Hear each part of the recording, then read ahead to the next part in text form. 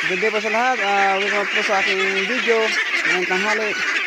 Ngayon po mga idol ay samahan po ako muli sa tanghaling ito mga idol sa pagpakain ng aking alagang itik. So, ang video ngayon mga idol, yan po, talagang hinta na po nila yung ating pakain kanila. Ayan mga idol, samahan niyo po ako ngayon sa pagpakain ng ating alagang itik.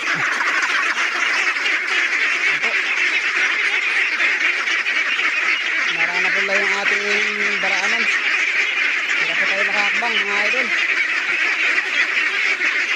Marapit lang idol pag walang bulagan ng isa ang video. Kasi ito na yung napakain ko pa yung video. Pero wala po yan mga idol. Basta hindi lang po yung ating papakain. Mahalaga po ay makabidyo tayo sa araw na ito. Tapos tayo na reels o kaya video. Yan po mga idol. Samahan niyo pa ako ngayon mga idol. Yan po. Ito po yung sabi ko sa inyo mga idol. Paborito po nilalagay yung ating tinadtad na katawan ng saging at darak. Yan po.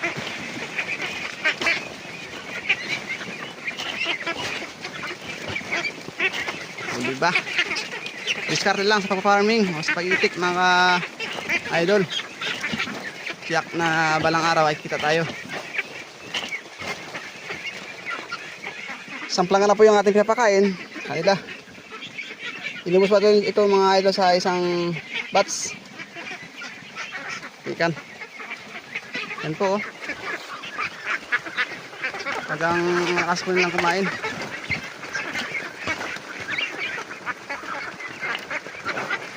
Basta ang lagi ko pong advice sa inyo mga itik. Kung gusto nyo pong mag-alaga ng itik, ay enjoy lang po natin yung ating pag-aalaga. Kasi balang araw, mga idol, ay kita tayo sa isin natin pag-alaga ng itik. Sana lang po yung mahirap, pero darating yung araw na ayun naman yung suportan nila ng pagkain ng itlog. Kaya tsaga-tsaga lang po sa ngayon, kahit medyo mahirap ay kailangan natin magtsaga pag-alaga ng itik. Kasi ang itik po talaga ay hindi po basta-basta maghalaga ng itik kung wala po tayong sapat na pera o kaalaman.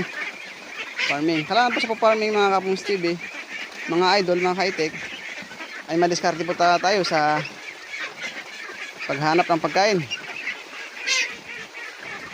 Mas madiskarte lang po o masipag ka lang po maghanap ng pagkain, ay marami po dyan sa gilid-gilid mga kaitik.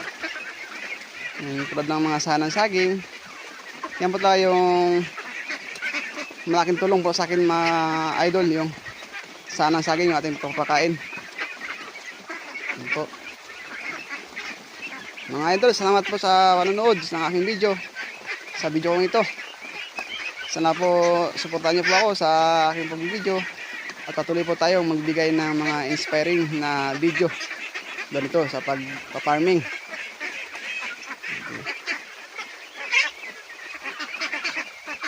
Yan po, hanggang lang po yung aking video.